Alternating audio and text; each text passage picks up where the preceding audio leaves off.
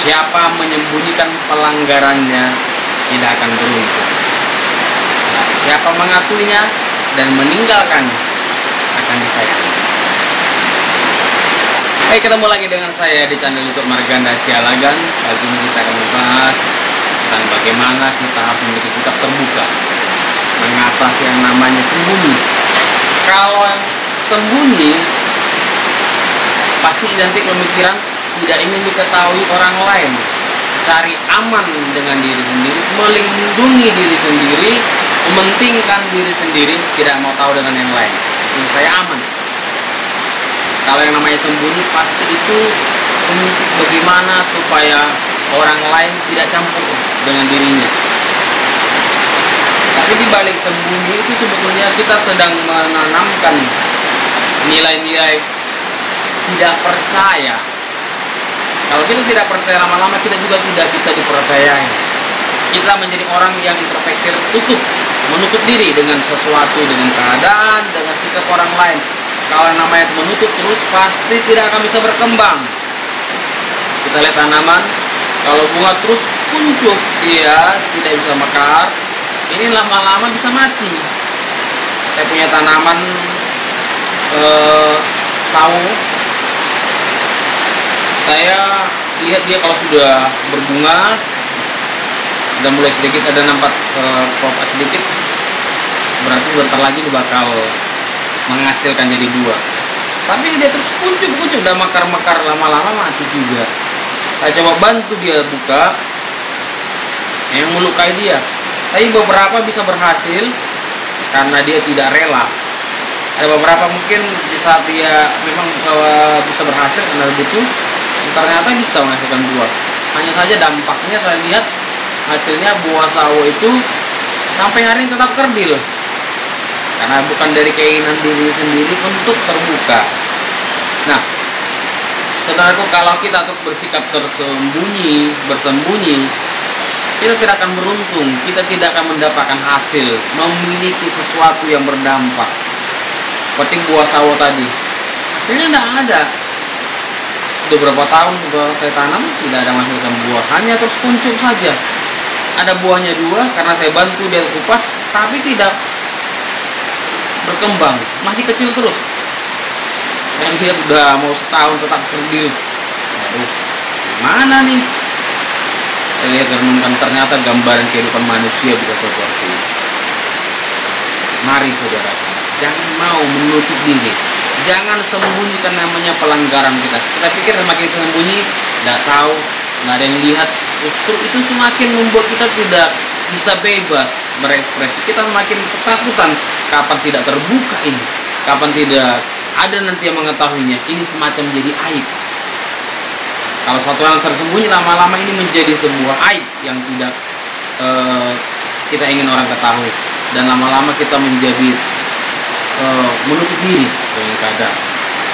Jadi kalau kita belajar untuk terbuka, kita punya kesalahan, semua orang punya kesalahan.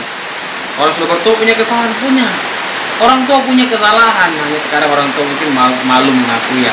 Anak-anak juga tidak mau mengakui kesalahan. Dari mana dia belajar? Karena dia lihat figur yang di atasnya, orang tuanya, ibu bapaknya, abangnya, gurunya tidak mau mengakui kesalahan, dia ikuti juga itu.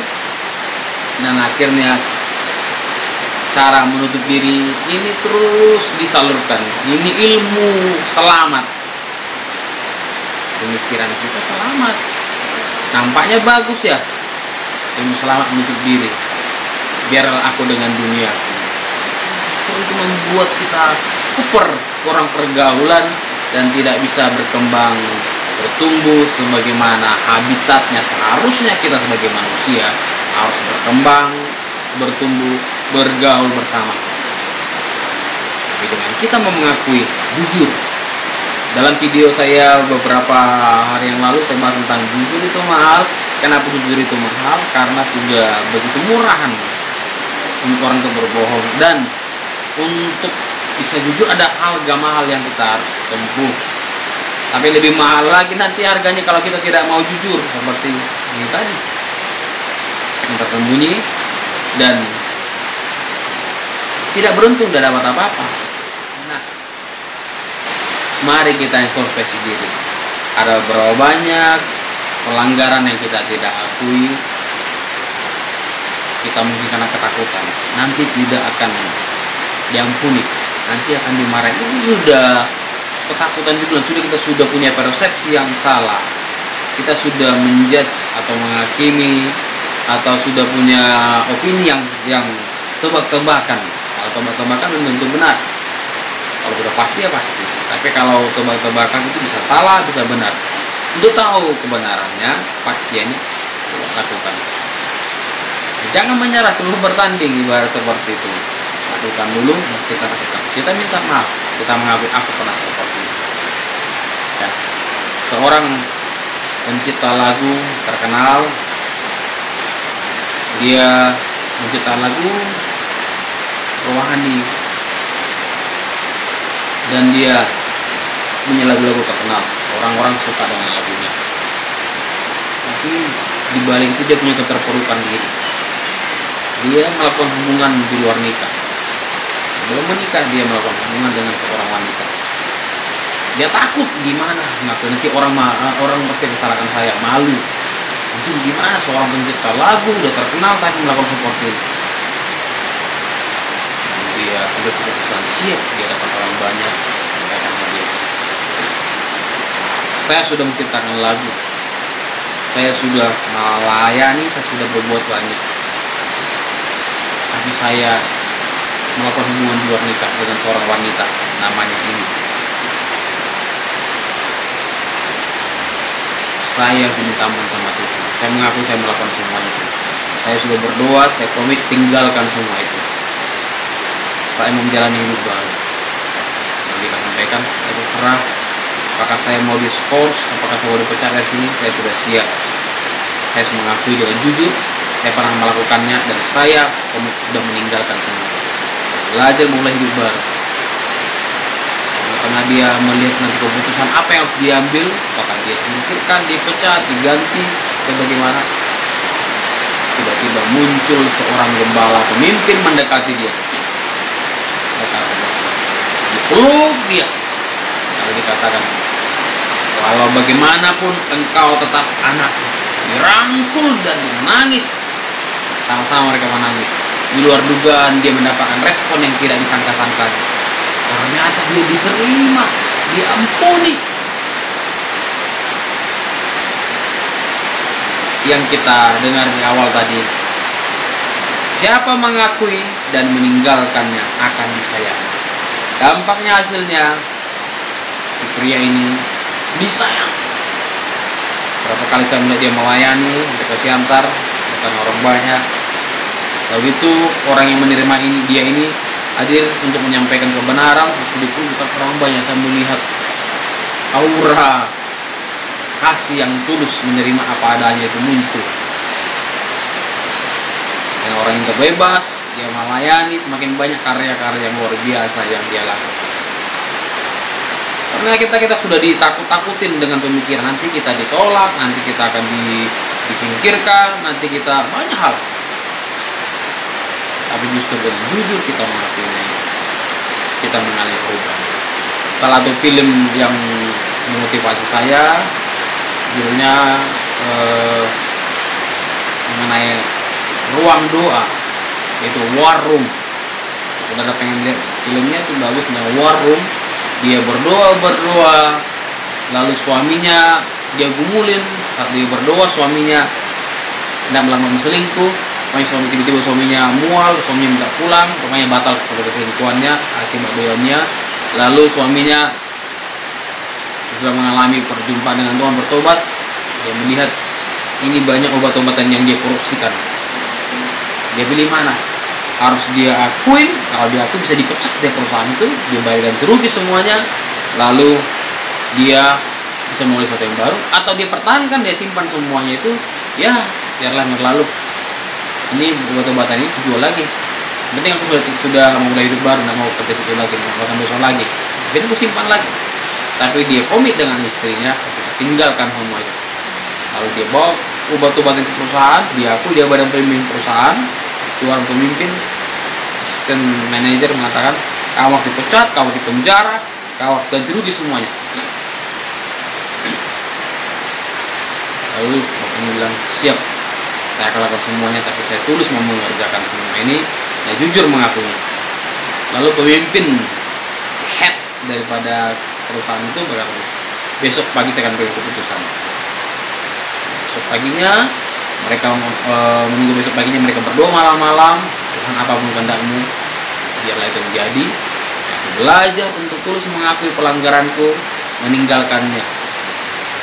Dan akhirnya besok paginya pemimpin perusahaan datang. Dia sudah siap dengan keputusan, apakah dia penjara karena mengakuinya melakukan kesalahan itu. Padahal mungkin banyak lagi orang-orang yang pasti yang berbohong melakukan semua itu. Apa lolos ya?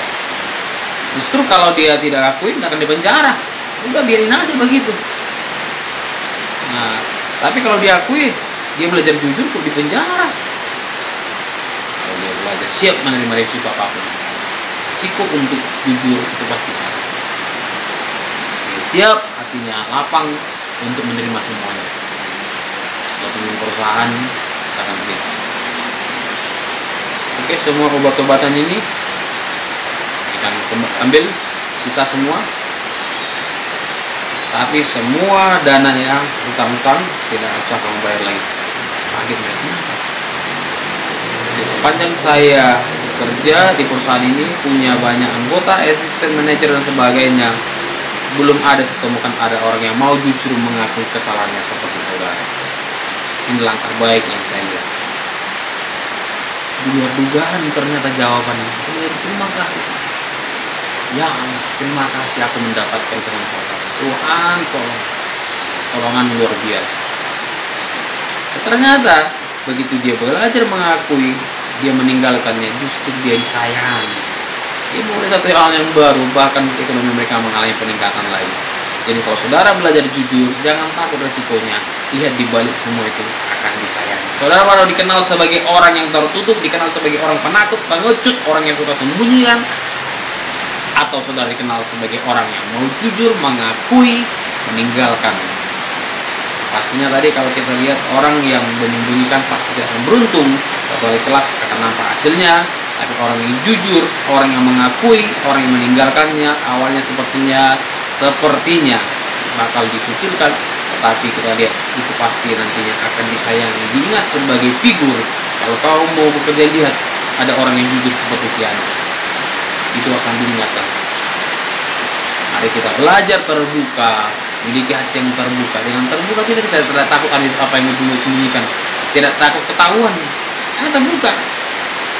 Kita terbuka, jujur, ini aku apa adanya, dengan apa adanya, bukan ada apanya. Dengan apa adanya kita melihat bahwa hidup kita akan berdampak pada orang lain. Pesan pagi hari ini kiranya menguatkan setiap kita. Mari kita belajar untuk mengakui, untuk terbuka, meninggalkan hal yang salah, dan percaya di balik semua itu ada kasih yang menanti menerima kita apa adanya. Semangat menjalani.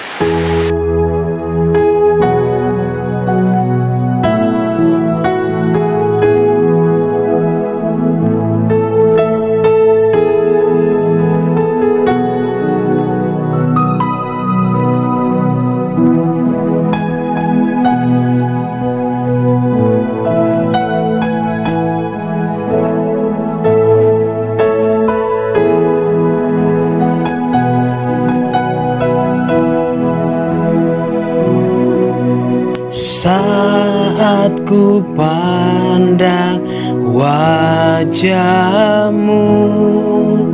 ku sampaikan doa padamu.